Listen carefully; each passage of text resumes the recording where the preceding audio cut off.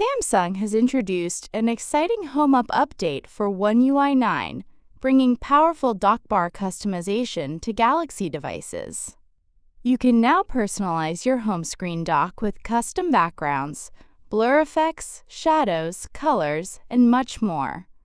In this video, I'll show you everything new in the latest Home Up update and how to make your Samsung Galaxy home screen look unique.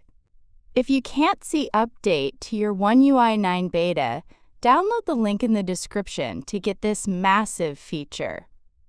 Tap and hold the blank space on the home screen and tap Settings. Scroll down at the end and tap More Customizations. Make sure to toggle on Home Up module. Tap on Home Screen. Scroll down until Favorites section and tap on Favorites background. Toggle it on. Now, customize dock bar on home screen, like apply blur or shadow effect. Change the background image or set custom photo from gallery. Change the background color. Adjust corner radius, horizontal or vertical padding, etc. After apply all the customization, go to home screen and you can see amazing Galaxy dock like never before to your Samsung phone.